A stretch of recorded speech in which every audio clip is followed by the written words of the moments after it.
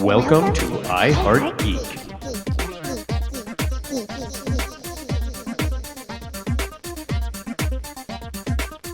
And welcome to another episode of I Heart Geek. I feel like I should be using my NPR voice right now because we're doing a Broadway show. No, is that working? No, okay. No, we're loosey-goosey. If you haven't noticed from the title on the screen, we are actually talking about my favorite play ever, which is Phantom of the Opera, and we got some amazing people, and not just Satomi on this time, talking about Phantom of the Opera. Let's introduce the people you know first. I'm Dub, and I'm your producer. Sitting right next to me on the top screen, we have Miss Satomi Hoffman. How are you doing today?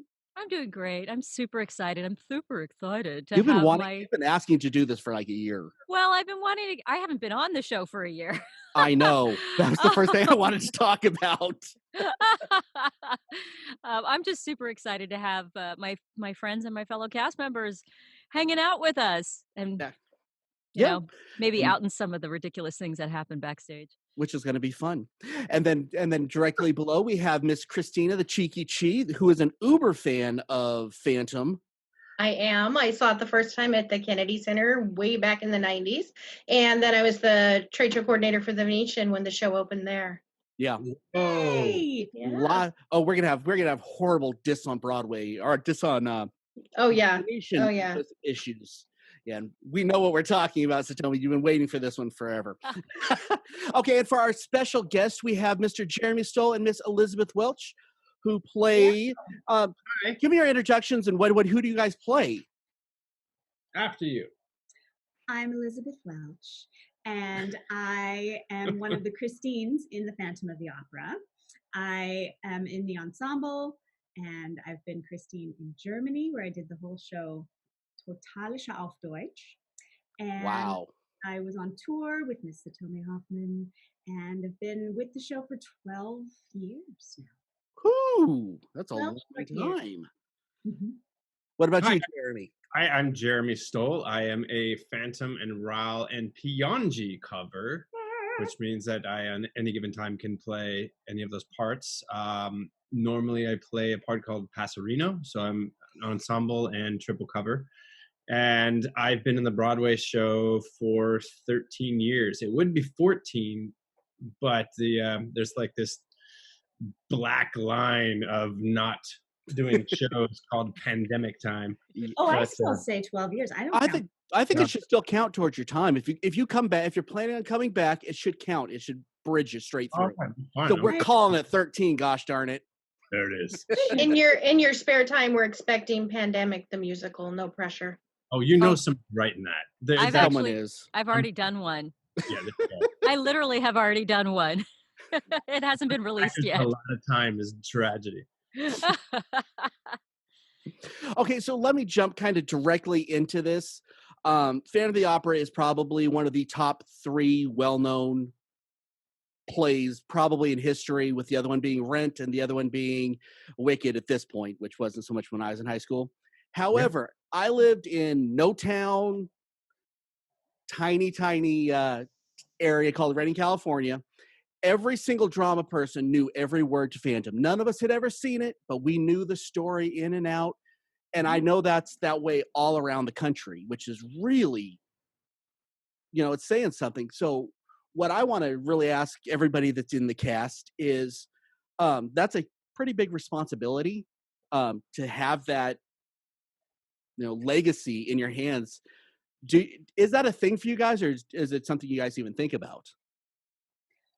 I think about it, and I think about it mostly for the Phantoms, like the principal, the Phantom of the Opera on Broadway. When you get that gig,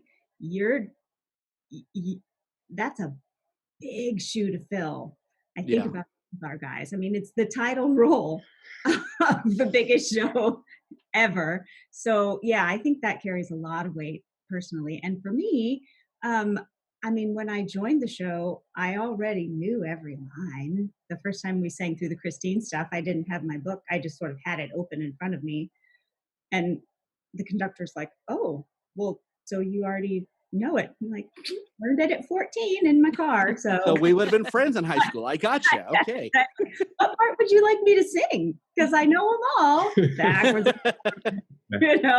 But yeah, I mean, there's a responsibility for sure every time we're being in the iconic musical, Mm-hmm.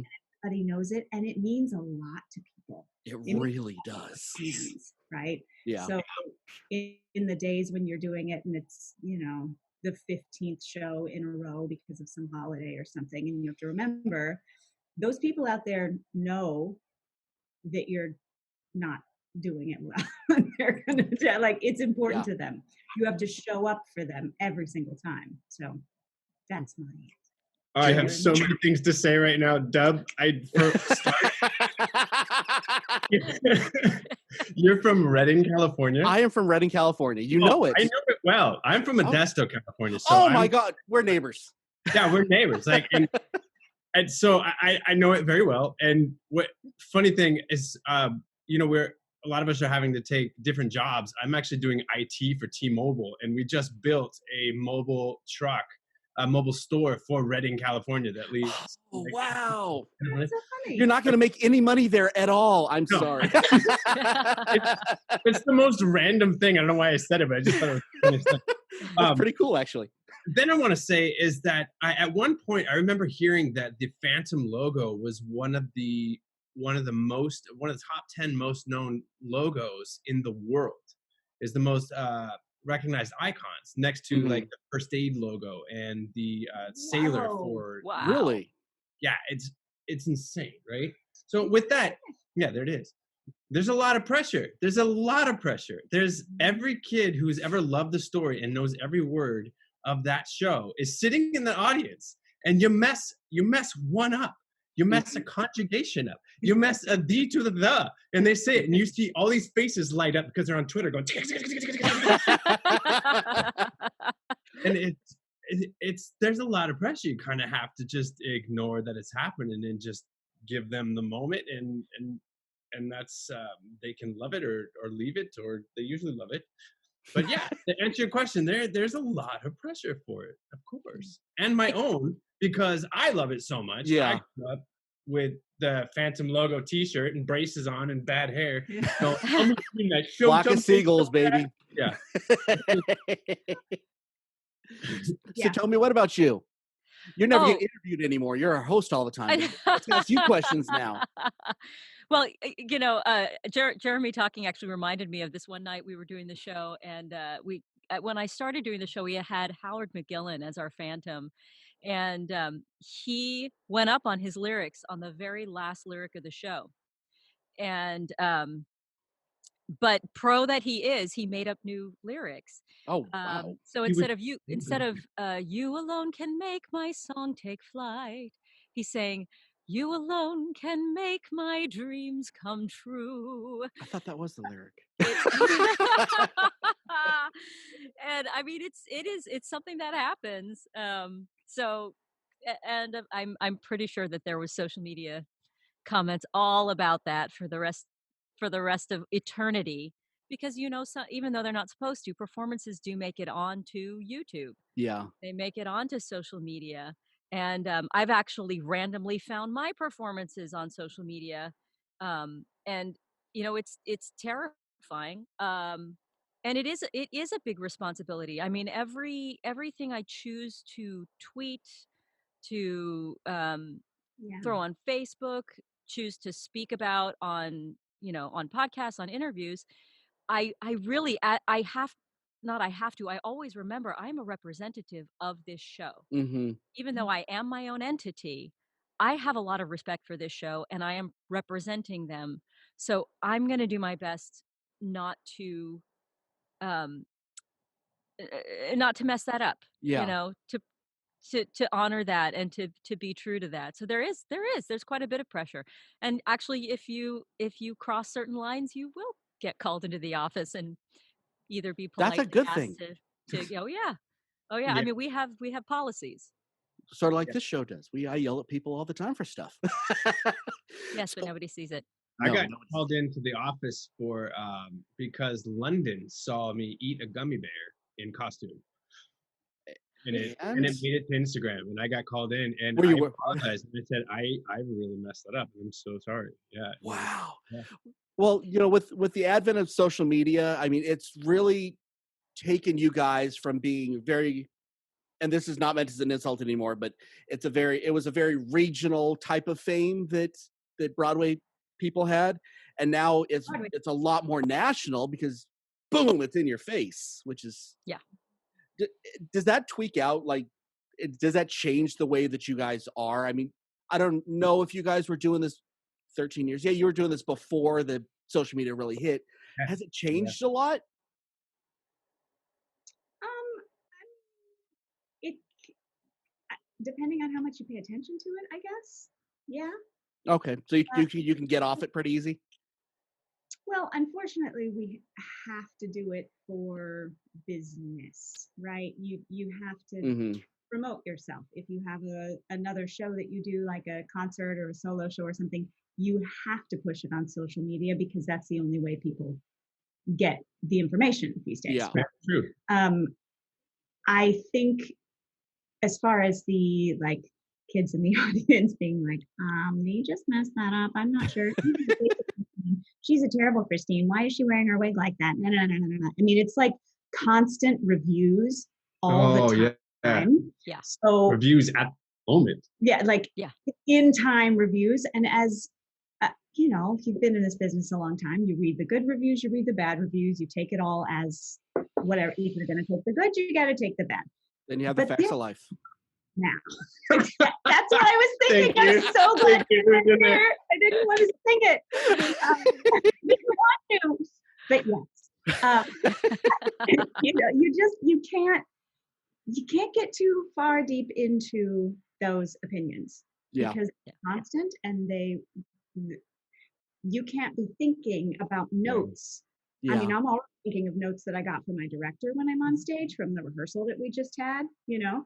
If I'm thinking about notes from my director and my own interpretation and the notes from the tweets that I read that happen to not be the director's, but I'm trying to please, and then my mom's in the audience and that, you know, like it's too overwhelming to put on. And I think something that a lot of people either forget or don't know is not all of our choices are our own. Yeah. Yes. Yeah. You know, along with having a responsibility to the way that to the piece itself. You know, all the acting choices that we make have to honor the piece itself. And then you layer on to that, we've also got a director who is telling us, you know, great, that was a really fun choice that you made in rehearsal. You cannot do that on stage. You know, we need this moment to be this very specific thing. And you do your best to make it your own within that. Because, I mean, if we want to go back to the responsibility piece, we have a responsibility to honor that framework that's been established for this show and what the director, what the producer wants to see, you know, what the choreographer wants to see. There's a lot of chefs that we have to honor. Yes. And it can get confusing sometimes when one chef wants salt and the other one wants garlic, and the other one wants maple syrup. So that would be me. Sorry.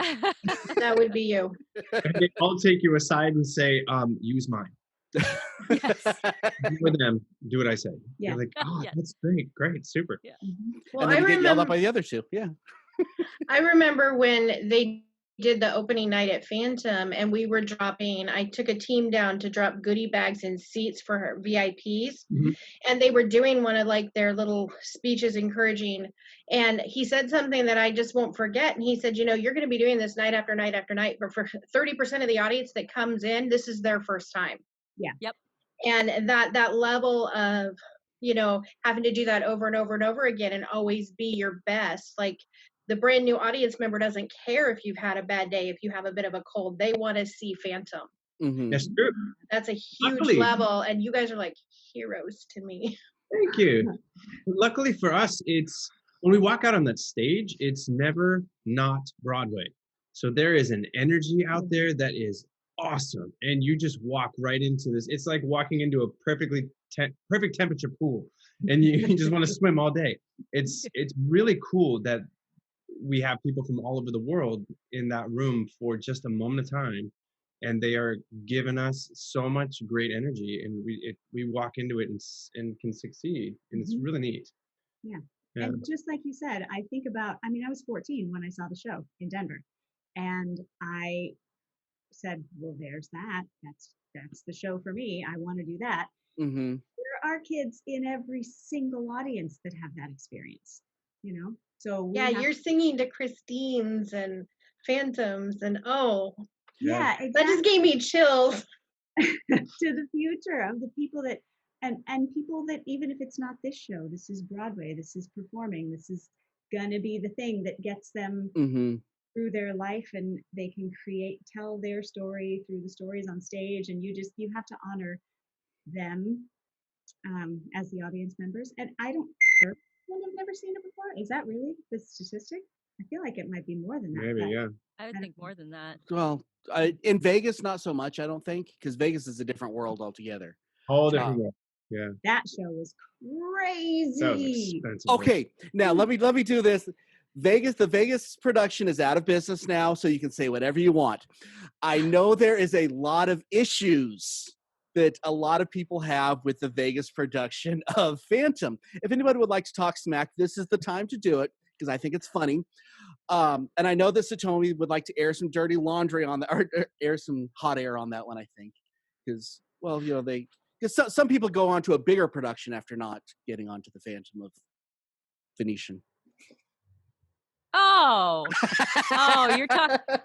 I was never angry about it. I I know just I think am. it's really funny that, you know, because I did audition for the Las Vegas production, and I Yeah. did not get it, clearly. So apparently I wasn't good enough for Vegas, but I was good enough for Broadway. I mean, go figure. I've been waiting for that line for years. Did You too? Yeah, I auditioned for that one. Me too. Yeah. Oh, I well, see? auditioned for that one, and they said you're not a legit enough voice to be in What? the show. And then I What? auditioned for Broadway, and they said you're the most legit voice we've had in a long time. So I was Oh like, my God. Well, you're a little less Elton John, or not Elton John, Wayne Newton.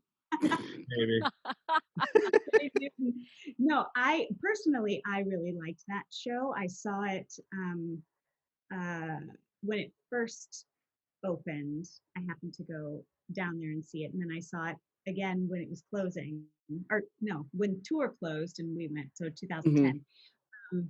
I liked a lot of it, but it was like rain pace, you know, like when you're doing outdoor theater and the rain is coming and suddenly everything really becomes quickly, and Hannibal's like 2 seconds long, and then you're on, and then it's done and you're gone. So some of the spectacular moments, like the chandelier, Amazing. That was amazing. and like hanging from it with those stunt people. That was my buddy Steve.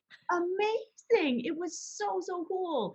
I have one problem with it, really, honestly, besides the fact that my best friend was with me when we saw it the first time, and she's like, it went by too quickly. She said, I don't know what just happened. Why is she kissing him? And I was like, oh, we've missed something. Oh, we've missed something. I have one issue, and I know it's purely technical. They had to have a scene because they cut out the Sitzprobe scene for time. Which, for our listeners who don't know, that's the rehearsal scene where we're seen rehearsing the Phantom's opera that he has written for Christine to star in. Yes. Now I feel educated. Cool. Thank you. You're welcome. Now back to our regular programming. We need that scene in front of the curtain so that they can set up the mausoleum behind the curtain, which the mausoleum's where she sings Wishing, and the Phantom comes, you know, like throws fire at them, whatever. Whatever, it's awesome. And whatever. Whatever. She's been doing it for 12 years. Shut up. She's got it. It's not everybody's first time hearing about this or anything. Anyway, they had to do the manager scene. Since one scene was cut out, they had to do the entire manager scene, which is seen before. It means nothing that it's a manager's, but she's in the beautiful blue dress with a gorgeous cape and a red scarf, and it is like every Christine's favorite dress. Yeah. It's gorgeous. It's stunning. It's stunning. This whole thing is played in front of the curtain. The whole scene is played in front of the curtain, and it reminded me. And I really hope I don't get in trouble for saying this. Anyway, it reminded me of a high school production where you put things in front of the curtain. You know what I mean? Ooh, shots fired. Mhm. Outstanding. Okay. I If you're a listener, she looks very sorry that she said that, but she had to say it. Well, that's what I thought of. Like they put you in front of the curtain while they're changing the set backstage, and then they'll open it up. And the only reason that bothered me is because in that dress, in that glorious blue dress, she's in front of the curtain and she sits down on the stairs. And I was like, nope, that's not happening. How dare she? No. How dare You she? sit in that dress on the stage. No. No. In the front stairs. So And anyway, that is my one grievance. Yeah, fair enough. That one. If y'all don't know what that dress looks like, look up Phantom of the Opera Christine blue dress. Yes. Red scarf. And then the red scarf. Although I like it without, the cape is gorgeous, but I like it without the cape because you see, our costume designer, Maria Bjornsson, created these unbelievably glorious costume designs. And they're really worth looking at. They're stunning, and they cost tens of thousands of dollars to create. Drop in the bucket. It's Vegas. Drop in the bucket, and you can see it. True. It is, yeah. Yeah, you have to see it. Yeah. Do you have any feelings about Vegas? I'm so sorry that I went on this long journey. I actually have heard quite the opposite. I haven't heard much negativity about Vegas at all. Just Really? other Yeah. tour. No, I think that the negativity. I talked to too many theater people, I guess. I'm sorry. Well, no, there was a rock element to the Phantom that some people didn't prefer. I guess I would hear that. I like that, but that's me. A lot of people would tell me that they enjoyed the cuts and they thought they just kind of got to the point and got to see the spectacle and get in and get out. And it was I guess you really liked it or just didn't have an opinion of it. But I didn't hear a lot of bashing of the show, which made me happy. I think there was more trash talking for the new tour that went Oh, out. yeah, And there I was didn't that. see it. So Yeah. I didn't hear trash talking about Vegas. I heard about the new tour, Yeah. but I didn't see it, so I can't. And at one point, the movie that was. Well, the movie. Oh, That's another podcast. Yeah. Well, there's two productions that I have seen of Phantom, and one is Vegas, and the other one is the movie. So that's it. I've never been on the East Coast, which means you have to for come and very see long. the show. Right? I do know that when I had high-end, high maintenance clients and they hadn't seen Phantom, I adored sitting them underneath the chandelier. Oh yeah. Oh, in Because Vegas. in Vegas, Vegas, yeah. that chandelier, because they had no idea what was coming. Fast. So So cool. I took Yeah. great wicked joy in that. It's so cool. Yeah. Yeah, those were the expensive seats. Okay, I have one more technical question, then we're going to get to kind of more of the fun stuff, and this one actually is for Elizabeth. And this is something I've always wanted to know. How hard was it to get into that spot that you could do that high Phantom of the Opera run that every Christine has to do? How hard is that to get into that, and how long did it take you to prepare for that? Well, it is different for every singer.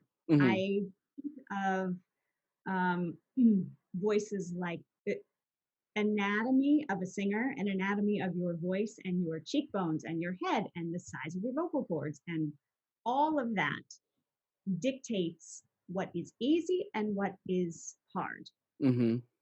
So for me, rolling out of bed and singing a high E is nothing.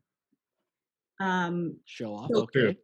I've seen her do it cold in a rehearsal. Yeah. It's crazy, Wow. just for no reason, Like- other than it's just easy. That particular run, that particular thing, not hard for me. What was difficult because of the size of my vocal cords and the anatomy of my whatever, and maybe lack of technique, I don't know, is in that song, "In sleep you sang to me in dreams, he came, that voice was Fair enough. low G." Yeah, She sings a low G all the way up to a high E. So the beginning of it, I had to work at. The other part, I was like, okay, that's fine. Actually, can I extend this question to everybody? What was the hardest thing that you had to sing for the show? Jeremy? Hardest thing. You know, it's interesting is I've never had a problem singing the show, any of the music. It's always been right in my wheelhouse.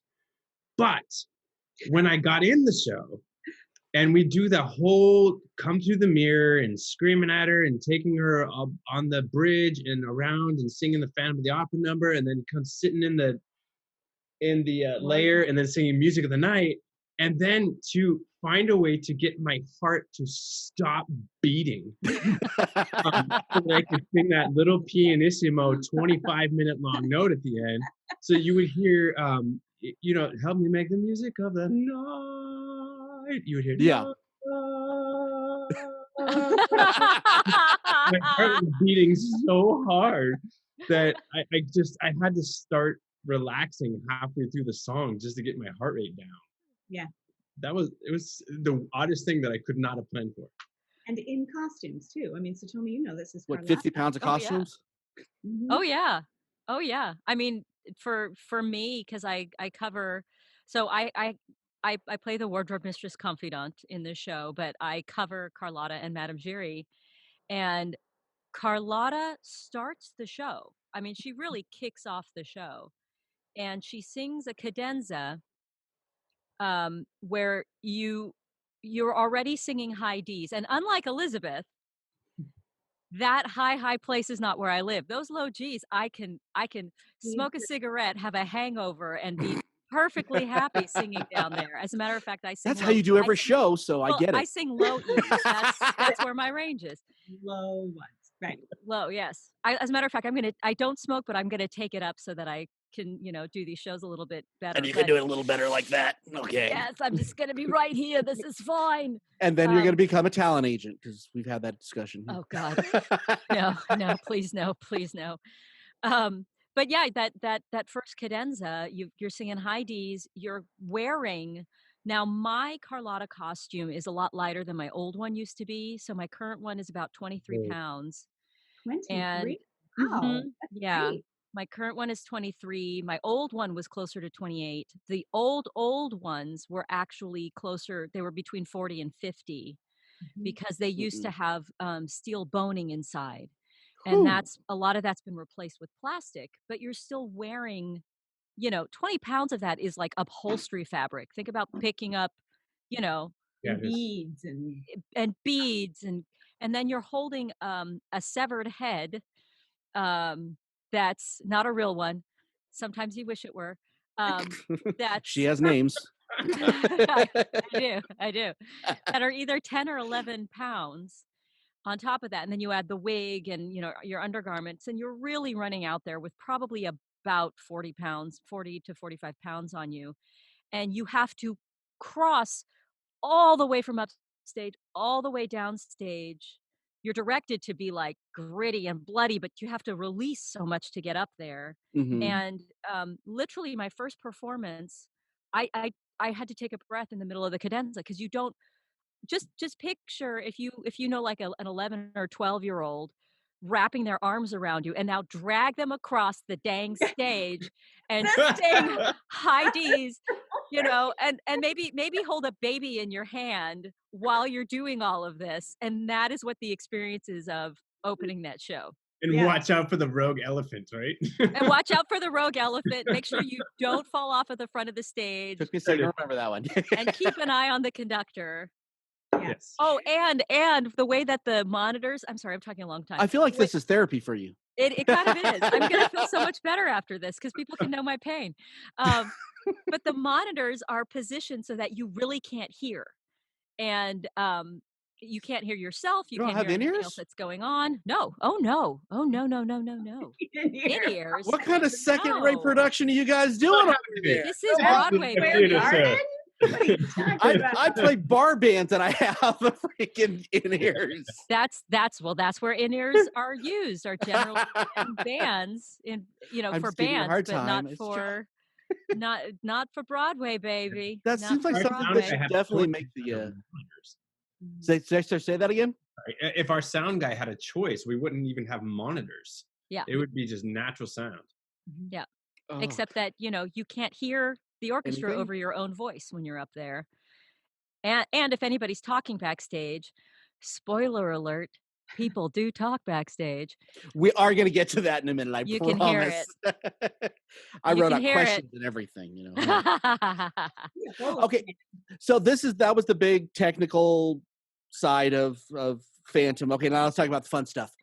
I want to go more on, and I want to hear all three of you guys. What is your ritual?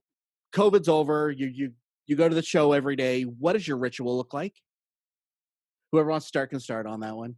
I'll start. I have a very unique ritual of having a grande Shot of tequila from Starbucks every single show, and to the point where fans started sending me Starbucks cards because they knew it is nice. awesome. Yeah, and I love them for it. They're awesome. But that's mine. Elizabeth? It depends on what role I'm doing. If I'm myself in the ensemble, then I roll upstairs, see Satomi, we drink some coffee, we catch up. She's my dressing room mate. Well, there's that. Jeremy's in the dressing room right next door to us, other good friends on the other side. So we just kind of have social hour and slowly put on makeup and slowly sort of roll through things until they say places. I'm like, and we run for life. But that's that. For Christine, it's different because her call is different. She has to be there an hour before the curtain. She has half an hour to get herself ready, everything except for the wig. So all your makeup has to be on, all of your underwear and whatever, and have yourself ready to go before the wig gets on. And then you have 10 minutes or so to put on the rest of the costume and go. But it's Christine Daae and the Phantom of the Opera. So again, there's that weight to it. Not that there isn't weight in the other role that I do. But it's different. It's different. It's a little heavier. So I'll sort of, mostly what I do is try to keep myself grounded. That's what I do. I do everything as methodically and slowly and like it's no big deal. Like I do this every day. This is fine. Instead of, oh my gosh, this is a big day. Oh my gosh, someone's in the audience that I love. Oh my gosh, I am not feeling well, and everything I say are pre-show rituals vastly differ depending on what happened when we woke up that morning and we went, oh crap, I'm gonna have to warm up. Like, oh one of those days today. Oh no. Yeah. And how much sleep you got and whatever. If you woke up at 6 to get your kid to school to do the whatever and you've just been doing stuff, everything, it's never the same day. We live the same day over and over and over again. In a different way. Which I guess is so dumb. I said that like that's something that's literally. Welcome to everyone else's life, actors.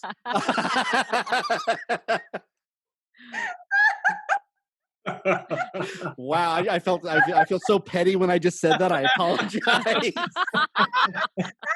Well played. I had it differently in my mind than in my mouth. And cut 25 minutes of laughing. Okay. Sorry. So tell me, what about you? How am I supposed to follow that? How am I supposed to follow that? Condescending. Well, Elizabeth is right. We're doing the same day every day, but differently.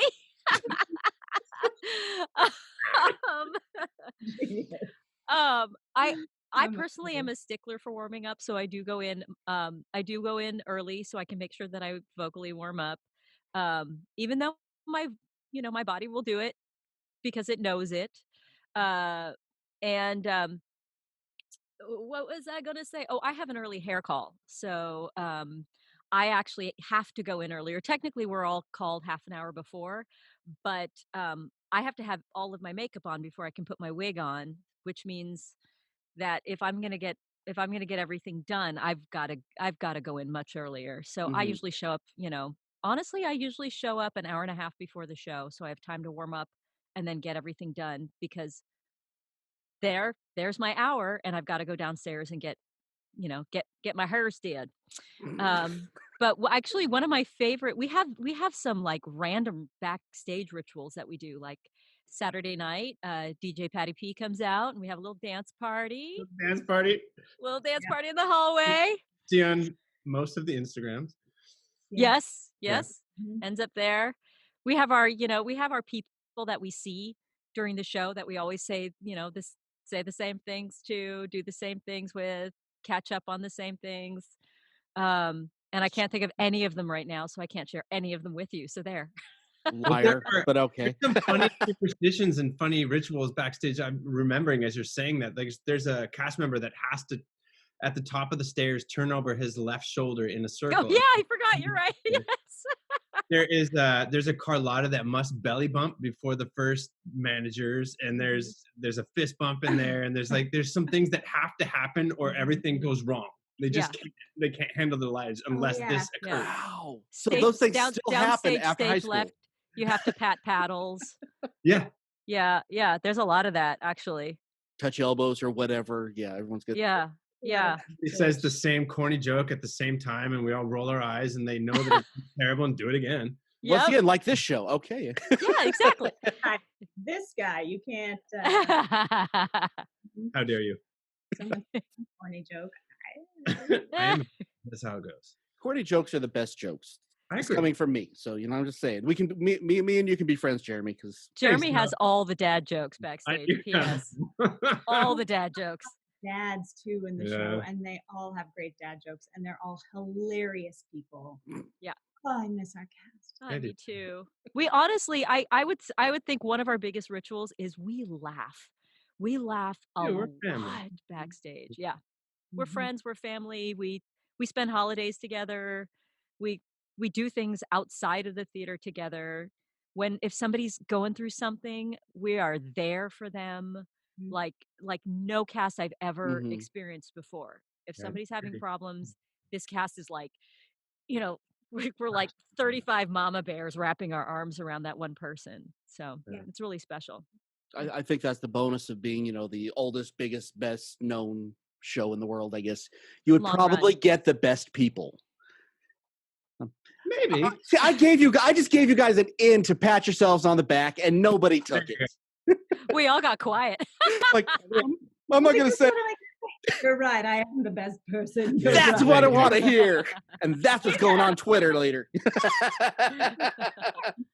You know, I can say these are the best people. Our I think silence, go ahead. our silence could have been taken like the best people. Wow. Yeah. Yeah. Nobody's judging on this show, I promise you. Much. Hey, you know what were you going to say? Christina? Oh, I was gonna say, I think in theater in general, it's very accepting, very loving.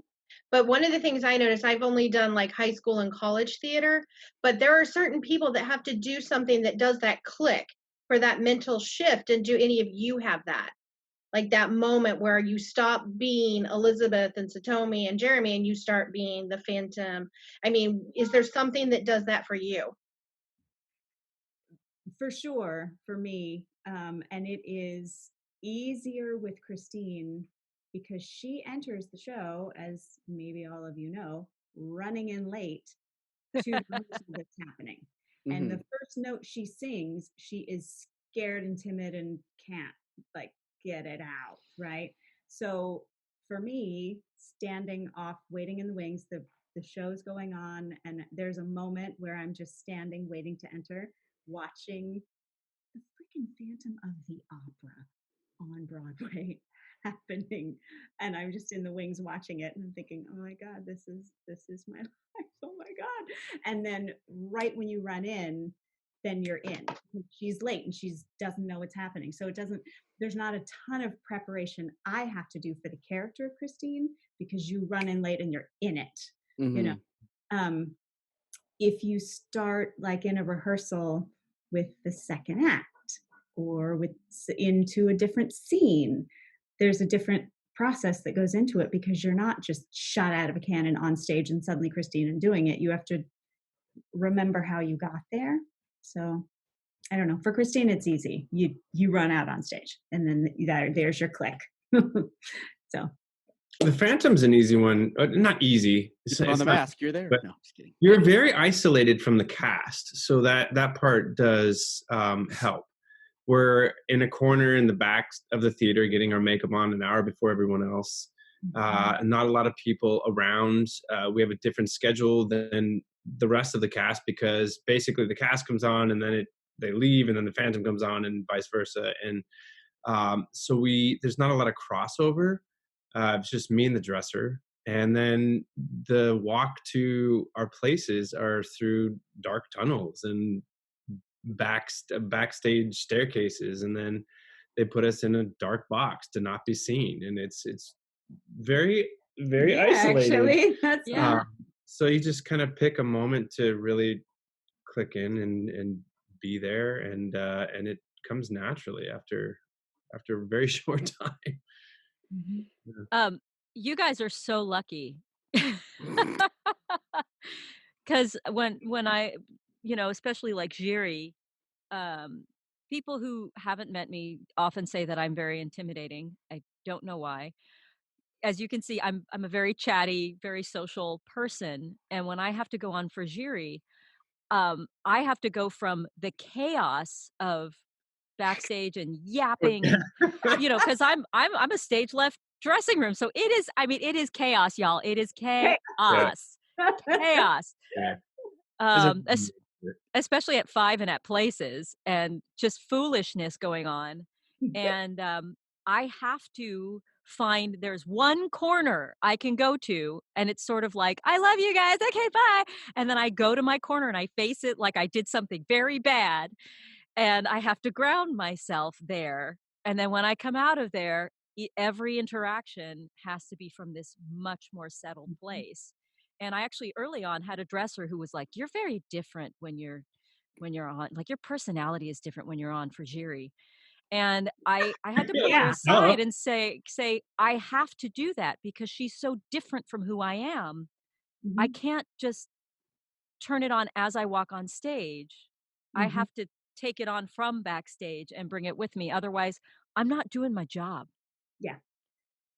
As much fun as it is, I'm beholden to the people in that audience. It's if I were playing something that was as far away from my personality as Jiri is, or Christy.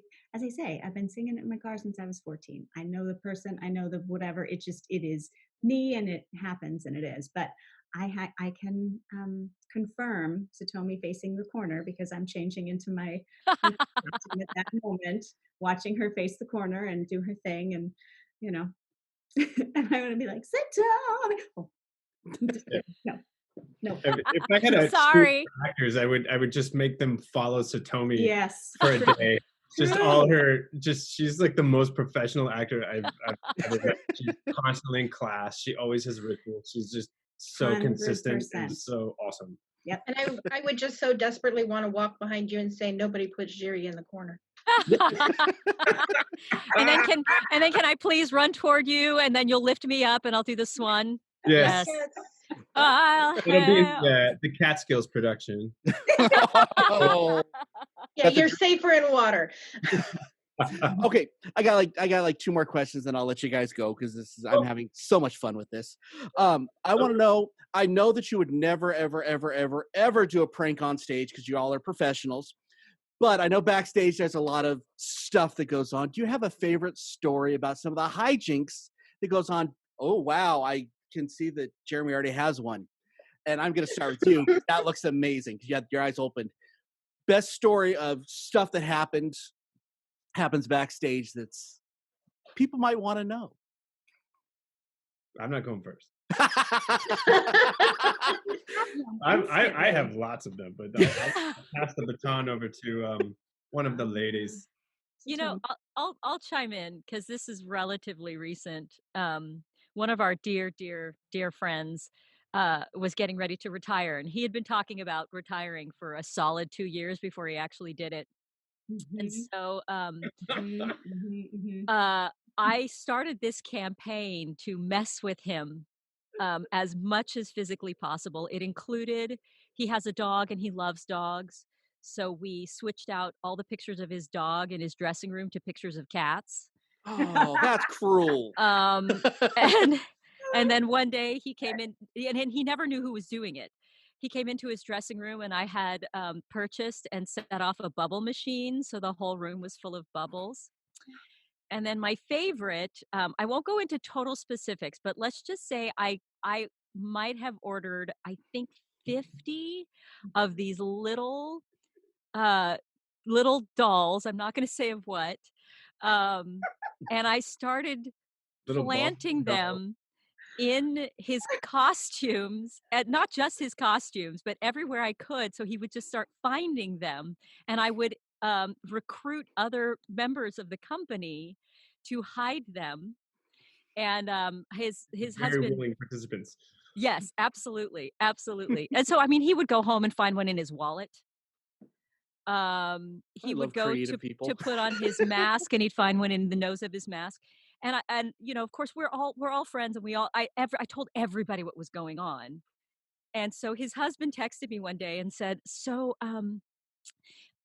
he just ordered 10 of these. He found them on Amazon, and he ordered 10 of them because he wants to try to throw off whoever is doing this to him, Oh, and yes. he's going to start planting them himself. So just so you know, this is happening." He's in. He's in himself. Oh, Yeah. And all of Wow. us knew the whole time. He thought he was being so clever. he's good for And the hikes. oh, it Mhm. was so good. And the rule was never on stage. So he had one that he pinned to his costume on stage for masquerade. And I said, "That's how you know that we didn't do it." Because I even told management, I said, Mhm. "This is happening." He had one attached to the top of his wig. That we did that got taken off before he went on stage. I mean, it was, and then we finished it off with a big reveal, and I sang him a version of the 12 Days of Christmas, naming where every single little So guy Oh, jeez. been planted. really great. It was Yeah. It was real. fun. It We was super fun. have little, It's like, good for morale. wonderful things, not just silly, stupid things backstage, but remember the marathon we did? Yes, you tell it. Oh, it was so good. Our friend, the marathon was canceled, right? Because of Hurricane Sandy. Right. The marathon was canceled because of Hurricane Sandy. And, you train and train and train and train, and it's a big deal to run the New York Marathon. And was it you that came up with this? Who was it that came up with this idea to run? I think it was Mills, to run the Majestic Marathon. And there were like signs all along the Definitely theater. Greg Mills. Yeah, that's right. That's what it was. We all had like mile marker signs and cheering her on, and yeah.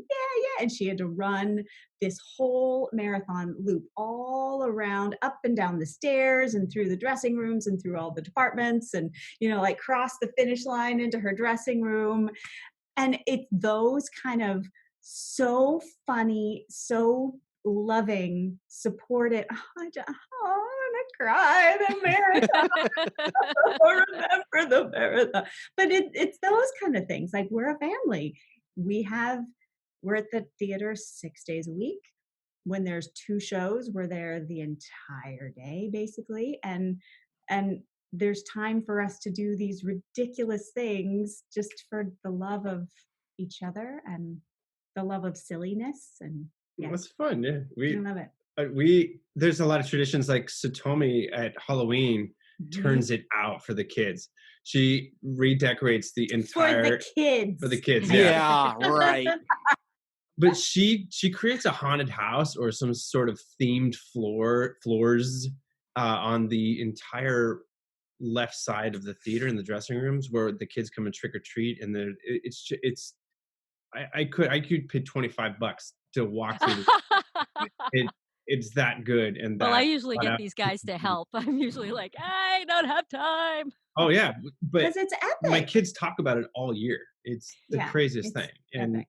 there's a Christmas party, and Yeah. Santa Claus comes to our party, Mhm. and it's really nicely decorated and it's Mhm. catered, and it's so fantastic. We have I remember we had a cast member who left. This was a funny one. A cast member who left to have some sinus surgery, and everyone in the cast and crew took pictures with Kleenexes in their nose, and we sent like 100 photos of us all just with this book rags going on, just to kind of say, "Hey, we love you. Can't wait for you to come back."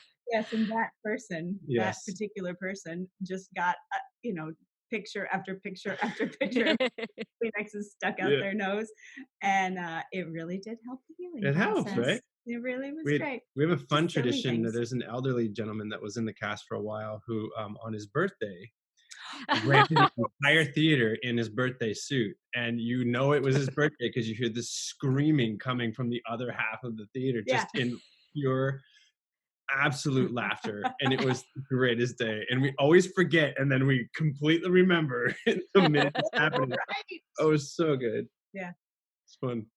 This is a thing. We also had the scavenger hunt for one of our stage managers. Created teeny tiny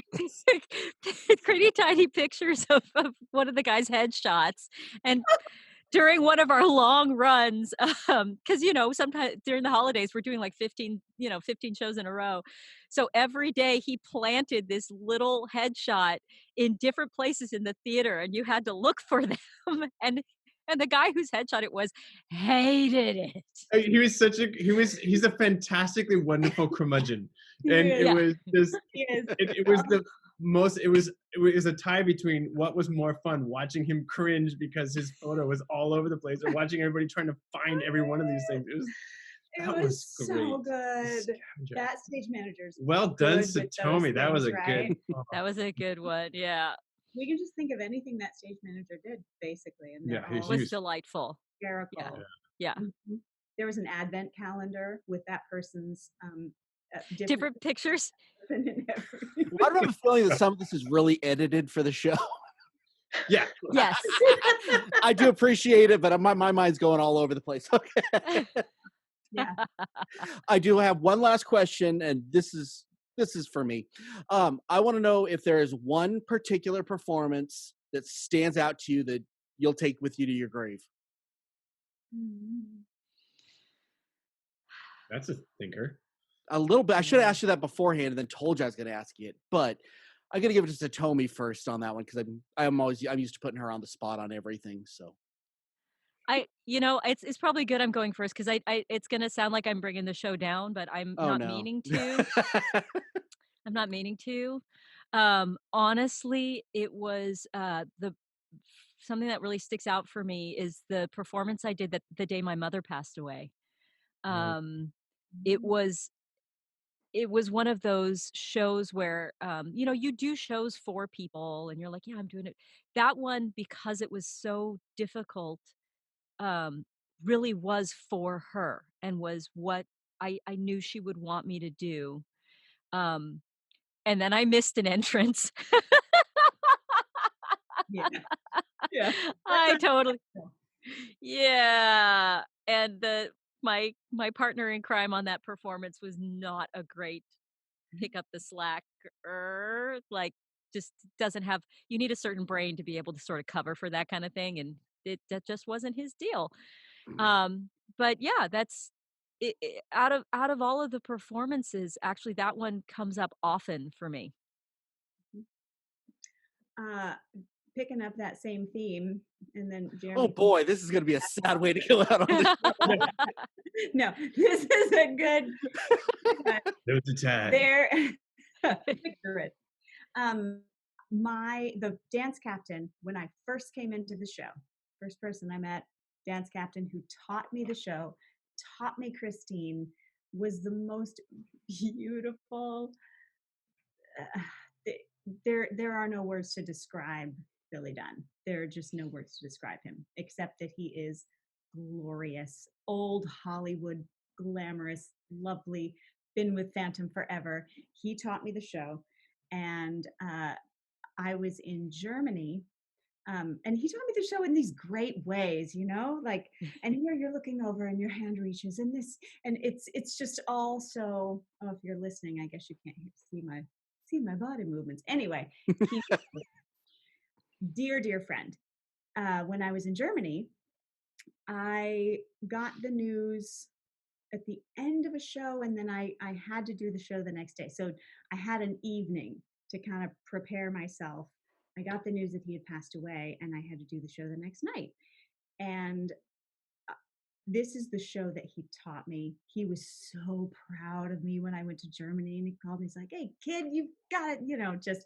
And when he passed away, and I had to do the show that night that he taught me, and I could tell he was in the audience. I could just tell he was making me do the show, and I did the show for him because I knew he would want me to. When I did not want to do the show, I didn't want to sing there and sing.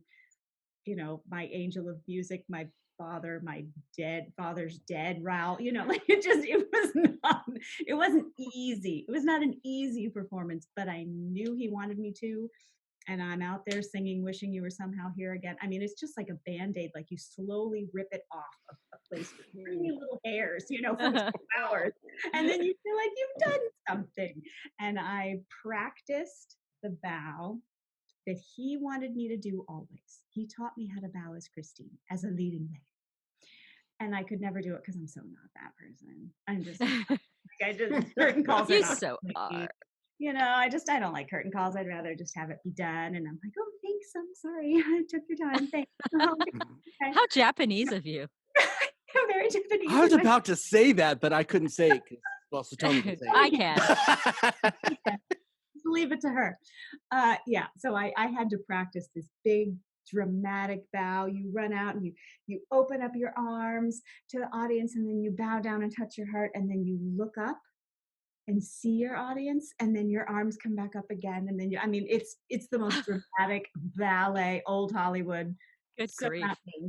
And I did it for one night and one night only. And I will remember every second of that show that I did for Billy in the audience going, "That's right, kid. You got to get out there." Yep. Mm-hmm. I know these are all like sad situations, but actually it's very uplifting with It is. Yeah. The memory is the good thing. That is the therapy. That's Yeah. kind of nice. I remember I have two, but because I do two different versions of the show.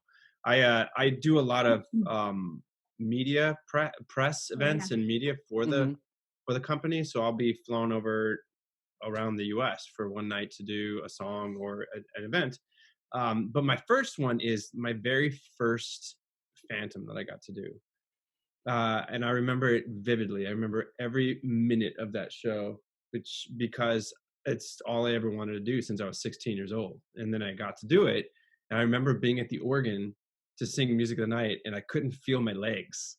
And I was, "You got what you asked for, buddy." And it was just a neat moment. Like I dreamed something, and I went after it with everything I had. And at 31, I got to do it, and it was a neat night. It took me a few days to sleep again, I think. Yeah, I bet. And the second one I will remember vividly is getting to do a version of the show with Mike Bloomberg and my hero, the guy I always wanted to be, Anthony Warlow. I wanted to sound like him and be him, and I got to do a show with him and Mike Bloomberg as my mini-me Phantom, and it was just the craziest thing that has happened. I couldn't have dreamed that day. And, I thought it was going to be the one where you almost killed Christine. Oh dear, no. No, somebody got to tell this story. What happened? Is there a version of this? Because there was an accident that happened in me where the boat from the gondola got caught under the cape, and when we did the flourish, me and my 10 personalities did the it grabbed the boat pole and sent it helicopter flying across the stage and hit the Christine during that show right on top of the head, because she was laying there as she was fainted as it was staged. It hit her, and it gave her a concussion, and it was awful. It was awful. I do a little stand-up bit about it in concert sometimes. And I happen to be I happen to be on stage for that thing as the mirror bride, you know, in the mirror that he presents, whatever, and I pop out and scare Christine, thus making her faint. Then this guy throws a boat pole at her head. And it was a moment of like, oh God, because that woman did the rest of the scene. Yeah. Like stars spinning, birds chirping, and I'm watching her do the rest of the scene. Like, how is she doing this? And tears are just streaming, and she's, you know, I finished it out, and then I actually finished the show for him that night. I went on as Christine. She went on as Christine because the other one was so. I mean, those moments you don't. What's worse is she's the most fantastically wonderful person. Just you want to hug her just the minute you meet her because she's such a cool person, and you're like, "What did I do?" Oh gosh, man! Wow. Well, I didn't. I'm sorry. I sorry didn't I'm throw a laughing guilt for this trip whole on you. It's my fault. I brought it up. But really, his bit in his show is hysterical about this. Like I cannot breathe. I did it for the Phantom Cast, and of course they were good fans of the story. I think. Yeah, that's true. Can we find this online somewhere? That's what I was about to ask. I don't think so. Not the situation, but when you retell the story. No, it's not online. Yeah, because it's you know, there's a pandemic going, and people would like, you know, content. I'm just right. Content. Well, this goes back to the beginning of our session where we try to protect the integrity of the show, so we don't try to. We try not to put out too many mistakes, and we want you to feel confident in coming to the show. And I don't want you thinking. I don't think that changed anyone's mind about Phantom of the Opera at all. We just don't want to sit in the front row anymore. Yeah. Exactly. Right. No, honestly, you don't have to worry. The orchestra would get it first. Right. Yeah. No, that's a huge amount of respect, actually, and it speaks to the professionalism that people still finished the scene and did what they had to do, and that speaks volumes to me personally. I mean, you know, you go to work and you get hurt. You know, most of us finish off the shift if we can. You know, the same thing with actors. Everyone's the same. You know, and that I have nothing but respect for that. Yeah. The ballerinas, I appreciate that. I mean, toughest girls I've ever met. The ballerinas, they're ridiculous. One had their finger like broken into the stage sideways, and she's like, and then finished the show. Finish the show. She hasn't had it reset because I want to be friends with this person. If you want to know somebody tough, you want to talk to a ballerina. Yeah, no That's joke, what man. you want to talk to. Oh, I've seen their feet. Yeah, that's broke ankles and all kinds of things. I mean, Christine once had her hand outside of the boat when we're going down stage in the boat, you know, and Christine had her hand outside. We learned not to do that from these mistakes. You know, you win. It's a mistake you only make once. And she knocked her fingers against the wall and had like ripped up. It was just a bloody hand, and she in a white negligee. And she figured out how to hold it in a way that she could not have it bleed on everything. And, you know, her hand was a little bit broken, and she finished the scene and finished the Rock show. stars. And there's, it's amazing what Dr. Footlights, that's what we call them, Dr. Footlights. If you're feeling bad, you don't know if you can do the show, just break the leg of that stage, and Dr. Footlights will take care of everything. You feel great. What's funny is these stories are, well, I guess it's not funny. It's there's reasons. Interesting. What's interesting is that these stories are always the women of the cast are the heroes, and the men are like, you know, the wind isn't right. Remember, people fell into the stage and crawled back out. Oh yeah. You know, no, like, we have our share, but we also have some. The majority are. We have some times when you kind of go, really? Oh yeah, we had somebody who didn't come in because his callus? Blisters. He had blisters on his hands. Mm-hmm.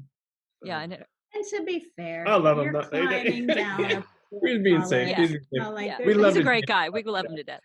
I don't know him, so I can say I can judge silently. We all laugh. He does have to do a stunt, and it's rather dangerous. So. Truth. And they won't let you just come if you can't do your track. there's a little leeway, but there's really not a lot. Yeah. If you cannot perform something in your track, they're usually like, you're out. Let's get somebody who can do your track. Yeah. Yeah. Yeah, that's Outstanding. Yeah, I feel like I've been monopolizing a lot of your time, so we're going to kind of close this up real quick. Before we do, though, because I make Satomi do this every week, and we just agreed we're not going to do it every week, so let's do it again. Actually, I'd like Jeremy and Elizabeth to tell us about Broadway Hearts, which is iHeartGeek's favorite charity. I will leave it to you as a board member of Broadway Hearts. I am a board member and a founding member of this incredible organization. And I don't know what Satomi's told you, probably everything you need to hear.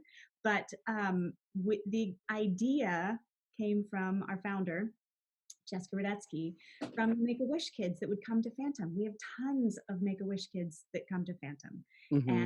And it's an honor to be there and give them that experience. And at one point, a kid couldn't make it. And Jess was like, you know what? I want to bring it to them. There are so many kids in the hospital that can't go out, or they're so sick and they're in chemo and they can't risk going out. So she wanted to bring some Broadway to them. And we go into hospitals, and when we could go into hospitals, now it's all virtual, which is kind of amazing because we're in Atlanta, we're in all kinds of different places now because we're virtual. But we go into the hospital and just sing with them and hang out and sing It's Disney cute. songs and Yeah. Broadway songs, and they make requests and we sing them, and it's lovely. And then beyond that, we're an art scholarship program, so that when you leave the hospital, because we all know the healing power of art and music, right? Mm-hmm. I think everybody knows that. And when these kids leave the hospital, to continue with that, to give them a scholarship so they can have music lessons, or that's the goal of these scholarships. So I'm so proud to be on the board of this organization.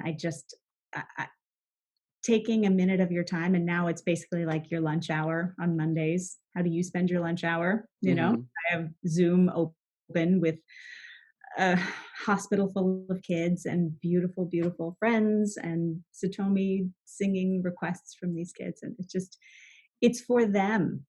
And it gives to us as well. Yeah. That giving back takes you out of whatever mood you're in. Because not to be like dream girls, Effie, we all got pain. Effie, we all got pain. My life's hard sometimes, and if I get down and if I'm not able to get myself out of my own sadness a lot of Mm-hmm. times, which happens for everybody in the world, we're in a pandemic, you go to a hospital and you see these kids living and laughing and singing and having a good time, or you hear their voices coming in with a request for a song, and kindness changes the world. Kindness matters. And it's neat to see the volunteers that come in. There's a lot of really talented people, and they do it just for the love of watching these kids smile. Mm-hmm. And there'll be a kid who has a request that they want to hear a song, and we get 40, 50 people at home. Like Satomi for a week makes these charts for an entire orchestra or an entire band and choir to come up with all of these parts. And it's for one kid. Yeah. Just so that kid will smile. And then we come up with this huge production that they would spend $100,000 on in a commercial setting. And we just do it for the fun of watching this kid be happy. And we don't even know if the kid is happy. We just do it because we're like, here, sure, we have these skills, go. Like, and it's so fun. And people do it just for the sake of doing it for the kids. Yeah. And Jeremy's also part of our production team, so he's out there mixing and I'm on the recording internet. and creating these videos. And we've got an amazing team that have a lot of skills that come together to and we have them up on our YouTube page, so you can check them out. And then people will go and do individual videos that are just fun. And a lot of times our channel will just go live in the hospitals so that the kids can watch Yeah. you know, Yeah, can watch and just they have content. Yeah. have content that's safe. What I Yeah. can tell you from like a personal experience is my son, who's 26, when he was little, he had a ton of medical problems, and he was at Dornbecker's Children's Hospital in Portland for like 2 weeks because he had to go through this barrage of tests. And he was 3 and he was miserable. And they just had somebody like that came through, and they were singing to the kids and everything. And in that moment, his entire demeanor changed because there's just so much healing power in music. And so I think that what you guys do is beyond amazing, because that little moment changed a 3-year-old's life clear back then. And he had to, I was bad, but he's great now. That's awesome. Thank you. That's That's a great story, and it's just that moment of relief, just to be in the world as it is. Yeah, it's exactly what it's for, and I So- love it. iHeart Geek listeners, if you're not on board with Broadway Hearts by now, shame on you. I mean, y'all heard about it Aw. enough. And, I say I very rarely really support a charity, but this is one of the few that I really get behind. Yeah, support this. Don't be jerks. Okay. Aw. I can say this because I don't work for the charity. Don't be a jerk. Support it. And if you have a hospital in your area that would like us to attend, do let us know. You can contact us at Broadway Hearts or info@BroadwayHearts. I can't speak. You've only said this 1,000 times. I know, right? info@BroadwayHearts.org. There you go. You can drop us an email and let us know about a hospital in your area. Now, Jeremy and Elizabeth, if our listeners would like to stalk you on social media, where do they type in? I mean, if they want to. StockJeremyStolle.com. Yeah, that just became a new website. I bet it's already out there. JeremyStolle.com.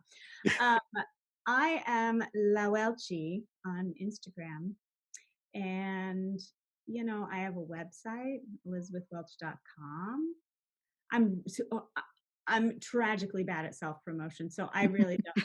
You guys can do it better than I am. I have an Instagram. She is at That's how La I feel about Welchi. Instagram.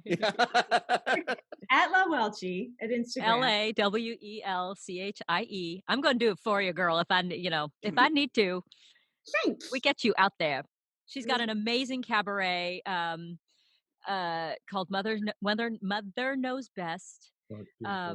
It's absolutely spectacular, and once the pandemic is over, that will be live again, and so you want to keep your eye out for that when she's coming to your neighborhood. And the Phantom's Favorite Divas is a show that I put together as well that young Jeremy Stolle is producing for me. Yes, he is. So scenes, singing, it's a great show. So that's also under his Stolle House Productions. Yeah. Hey, look I can plug There you go. Yeah, well, you There can you find me at JeremyStolle.com, Jeremy Stolle Instagram, Jeremy Stolle online, or Jeremy Stolle on stage, Facebook, or StolleHouseProductions.com if you want to see my concerts that are happening and what I'm making and producing that currently have no venues whatsoever. Yeah. He's got Come to great Vegas. videos. I'm just asking. Yes. Come to Stolle, Vegas. STOLLE. I'm gonna be your publicity manager right now. And that is appreciated. Okay, guys, this was such a blast. Thank you so much for hanging out with us. Yeah, everybody check out everything. Yeah, that's a lot to take in. I'm spent. I need to sleep for like a month after this episode. You need to pick up smoking now. Whew, I think a little bit. So until next time, I'm Dub, and I'm here with Satomi. I'm here with Christina. I'm here with the incredible Elizabeth Welch and Jeremy Stolle, and keep on geeking on, guys. Keep on geeking on. Bye. Hello, our geek rock stars. I'm Satomi Hoffman with I Heart Geek, and we heart you. And I'm going to tell you about a way that you can heart us back. So here's the deal. I Heart Geek has just launched our Patreon page. This is a chance for you to help us with production costs and help us keep bringing these podcasts to you. Not a lot of people know it. We don't make any money making this podcast, but we do it because we heart geek, we heart bringing it to you, and we heart obsessing over the things that you heart. So how do you become involved? Super simple. There are 4 tiers of support. The first tier of support is only $3 a month, about the price of a cup of coffee if you don't go to Starbucks. And we will love you like we love Baby Yoda, except for Blythe, who doesn't feel the Baby Yoda love, which... So now tier 2 is $5 a month, which now we're talking like a drip coffee and a cookie. And for that, we'll display your name during the show and also put you in the end credits. Name recognition, y'all. Now tier 3, $10 a month. Now we're getting into the nitty gritty. We will actually take your suggestions and we will put them in the rotation of the show. So whatever you obsess about, which we already probably obsess about, we will obsess about on air. All right, now we're talking tier 4. We're talking the Triforce Excalibur Infinity Gauntlet level of subscription. $20 a month will get you as a regular rotational cast member on the show. We'll have you come on, we'll discuss the things that you heart, the things that we heart, we'll argue, we'll laugh, we'll have a great time, and you will have made I Heart Geek better for your subscription. And of course, you can tell all your friends, hey, haha, I'm on a podcast. So there you have it. 4 easy ways to help I Heart Geek become a listener-supported podcast, and you get something in return. We heart you, we thank you, we heart geek, and remember to keep on geeking on.